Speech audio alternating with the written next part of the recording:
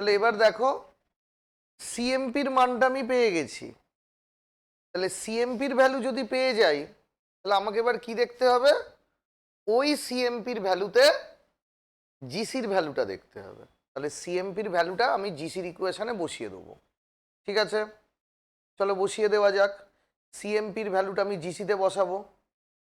তাহলে দেখো কি করছি, সি এর মান যখন সিএমপি তখন জিসির ভ্যালু বার করছি। তাহলে আমি এটাকে কিভাবে লিখতে হয়, GC at C is equal to CMP.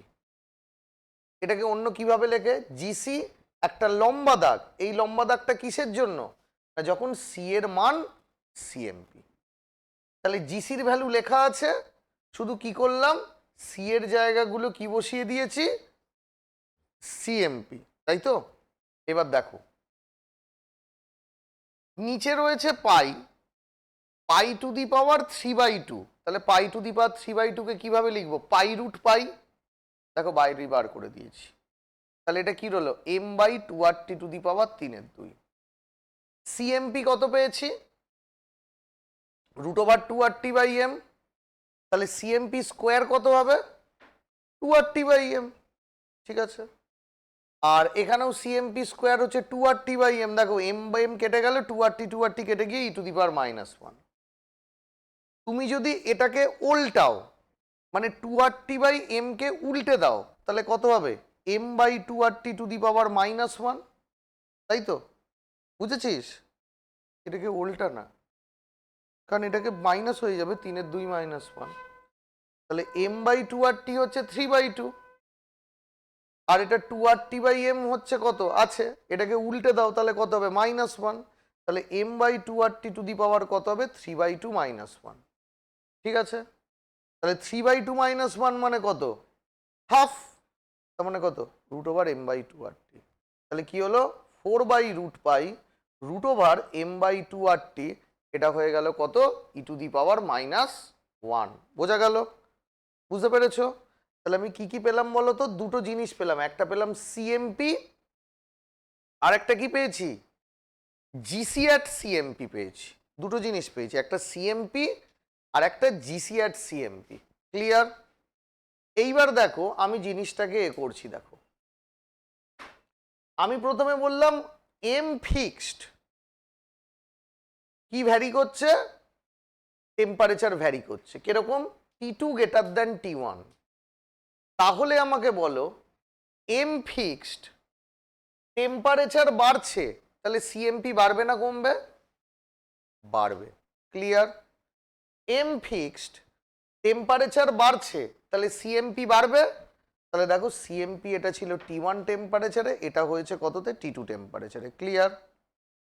এবার সিএমপির ভ্যালুতে যে ম্যাক্সিমাম জিসির ভ্যালু, সেটা কি হবে, এম ফিক্সড টেম্পারেচার বাড়ছে, টেম্পারেচার কোথায় রয়েছে, ডিনোমিনেটরে।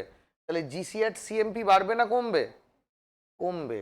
তাহলে দেখো T1 টেম্পারেচারের যে maximum GC at CMP T1, তার থেকে দেখো T2 টেম্পারেচারের যে ম্যাক্সিমাম সেটা জিসি অ্যাট সিএমপি কমেছে, কমেছে তো। তাহলে গ্রাফটা কিরকম উঠবে, আমি তো ম্যাক্সিমাটা পেয়ে গেছি, তাহলে গ্রাফ যেরকম ওঠে সেরকম, এই প্রথমে সি স্কোয়ারে বাড়লো, দেন তারপরে এরকম করলো, এই প্রথমে বাড়লো তারপরে এরকম কমলো, হয়েছে। তাহলে যত টেম্পারেচার বাড়ছে গ্রাফটা আস্তে আস্তে সরে সরে ফ্ল্যাটেন হয়ে যাচ্ছে না। তাহলে আমি যদি তিনটে টেম্পারেচারের গ্রাফ দেখি তাহলে কিরকম হবে, এরকম হবে না, কিরকম হবে, T1-এ যেরকম, T2-তে আরেকটু সরে গেছে, T3-তে আরেকটু সরে গেছে। এর মেন এটা কি হচ্ছে, সিএমপি আস্তে আস্তে বাড়ছে আর ম্যাক্সিমাটাও আস্তে আস্তে কি হচ্ছে, নামছে।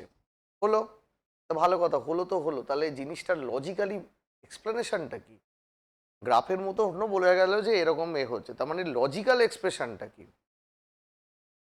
ধরো হাই স্পিড রেঞ্জে আমি একটা ছোট্ট থিকনেস কেটে নিয়েছি কত, ডিসি। তাহলে সেই ডিসি থিকনেসের কোরেসপন্ডিং যে এরিয়া কোন গ্রাফে, জিসি ভার্সেস সি কাটবে।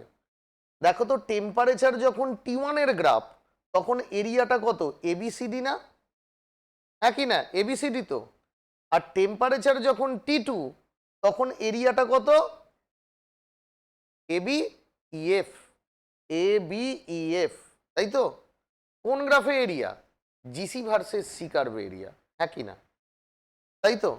তাহলে এবার ভালো করে দেখো, ও দেখে লাভ নেই, বর্ষাকালের বৃষ্টি 5 মিনিট। তাহলে কোন এরিয়াটা বড়, এবিইএফ না এবিসিডি? এবিইএফ। তাহলে আমি বলতে পারি area ABEF greater than area ABCD. আবার যত এরিয়া বাড়বে তত আমি তো বলতেই পারি জিসিডিসি বাড়বে। তাহলে জিসিডিসি T2 টেম্পারেচারে ইজ গ্রেটার দেন জিসিডিসি কোন টেম্পারেচারে? T1 টেম্পারেচারে। যত জিসিডিসি বাড়বে মলিকুলকে পাওয়ার প্রবাবিলিটি বাড়বে। তার মানে লজিক্যালি কি বোঝা যাচ্ছে, যে টেম্পারেচার T1 থেকে তুমি যদি T2 তে বাড়াও, হাই স্পিড রেঞ্জে কোনো একটা স্পিডের থিকনেস ডিসির অ্যাক্রসে মলিকুলকে পাওয়ার প্রবাবিলিটি বাড়বে। এবার লজিক্যালি বলতে হবে কেন বাড়বে। কেন বাড়বে? ধরো ছোট থেকে শিখে এসছো, তুমি মলিকুলকে এনার্জি দিলে মলিকুল কি করবে, এনার্জিটা গেন করবে। মলিকুল যদি এনার্জি গেন করে তাহলে মলিকুলের দৌড়াদৌড়ি বাড়বে না কমবে? বাড়বে। তাহলে মলিকুলের যদি দৌড়াদৌড়ি বেড়ে যায় তাহলে মলিকুল কি এখন লো স্পিড রেঞ্জে থাকবে না হাই স্পিড রেঞ্জে থাকবে? হাই স্পিড রেঞ্জে থাকবে। তার মানে হাই স্পিড রেঞ্জে মলিকুলকে পাওয়ার প্রবাবিলিটি বেড়ে যাবে। ঠিক আছে?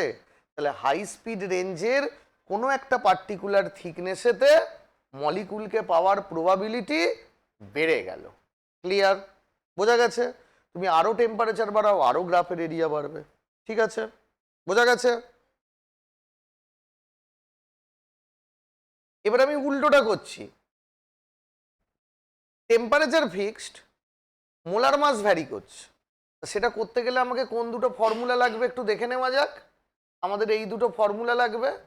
একটা হচ্ছে আমাদের সিএমপি, দ্যাট ইজ √2RT/m, আর একটা লাগবে জিসি অ্যাট সিএমপি। সেটা কত পেয়েছিলাম মনে করে দেখো তো, 4/√π√m/2RT e⁻⁻1, তাই তো? এবার দেখো টেম্পারেচার ফিক্সড, মোলার মাস বাড়াচ্ছ, তাহলে M2 গ্রেটার দেন M1। তাহলে বলো টেম্পারেচার ফিক্সড, মোলার মাস বাড়ছে, তাহলে সিএমপি বাড়বে না কমবে? তাহলে M1 মোলার মাসে যেটা সিএমপি, M2 মোলার মাসে সিএমপি কমবে। দেখো কমে গেল। ঠিক আছে? M1 মোলার মাসে এটা সিএমপি, M2 মোলার মাসে কি হবে, সিএমপি কমে গেল। আর জিসি অ্যাট সিএমপি দেখো তো কি হবে, টেম্পারেচার ফিক্সড, মোলার মাস বাড়ছে, তাহলে জিসি অ্যাট সিএমপি কি হবে, বাড়বে। তাহলে দেখো M1 মোলার মাসের যে ম্যাক্সিমাটা তার করেসপন্ডিং জিসি অ্যাট সিএমপি কোনটা, M1টা। আর M2 কার্ভের যে ম্যাক্সিমাটা তার করেসপন্ডিং জিসি অ্যাট সিএমপি কোনটা, এইটা। আগেরটার উল্টো হলো কিন্তু, টেম্পারেচার বাড়লে সরে যাচ্ছিল এদিকে, বাট এখানে টেম্পারেচার কনস্ট্যান্ট থেকে মোলার মাস বাড়ালে সরে গেল ওই দিকে। ক্লিয়ার হয়েছে? তার মানে কি গ্রাফটা ন্যারোয়ার হয়ে গেল। হলো তো? তাহলে এবারে তুমি বলো ডিসি স্পিড রেঞ্জে, হাই স্পিড রেঞ্জে আমি যদি একটা ছোট্ট থিকনেস কাটি, তাহলে এই এরিয়াটা তো তোমার M2-র জন্য, এই যে এরিয়াটা নিচের গ্রাফটা কিসের জন্য, নিচের গ্রাফটা হচ্ছে আমাদের M2-র জন্য, আর উপরের গ্রাফটা কিসের জন্য, M1-এর জন্য। তাহলে M1 কার্ভের কোরেসপন্ডিং যে এরিয়াটা সেটা বড় নাকি না M2 কার্ভের কোরেসপন্ডিং এরিয়াটা সেটা বড়, বলো? M1টা বড়। তাহলে ABEF যেটা কিনা M1 গ্রাফের corresponding area, that should be greater than ABCD যেটা কিন্তু M2 কার্ভের কোরেসপন্ডিং এরিয়া। তাহলে জিসি এরিয়া মানে কি বেশি, জিসিডিসি। তাহলে জিসিডিসি M1 এর গ্রেটার দেন কি জিসিডিসি M2 এর। আবার জিসিডিসি বেশি মানে কি, মলিকুলকে পাওয়ার প্রবাবিলিটি ওই ডিসি স্পিড রেঞ্জে বেশি। তাহলে ভেবে দেখো তুমি মোলার মাস বাড়াচ্ছ M1 থেকে M2 তে, তাহলে মলিকিউলকে পাওয়ার প্রবাবিলিটি ওই ডিসি থিকনেসে হাই স্পিড রেঞ্জে মলিকুলকে পাওয়ার প্রবাবিলিটি বাড়ছে না কমছে? কমে যাচ্ছে। স্যার কেন? টেম্পারেচার বাড়ালে তো বাড়ছিল, মোলার মাস বাড়ালে কেন কমে যাচ্ছে? ধরো আমি 10 জনের টিম নিয়েছি, 10 জনের টিম আমি বানিয়েছি, 10 জনের টিম আমাদের সুস্মিতা বা আমাদের আরাধ্যা এরা বানিয়েছে, 10 জনের টিম। আমার টিমে কে আছে? আমি আছি, অয়ন্তিকার মতো পাবলিকরা রয়েছে, ঠিক আছে, আমরা রয়েছি। আর ওই টিমে কারা রয়েছে? আরাধ্যা রয়েছে, সুস্মিতা রয়েছে, আমাদের নাম কি সৃজনী রয়েছে, তারা এই টিমে রয়েছে। বুঝতে পারছো?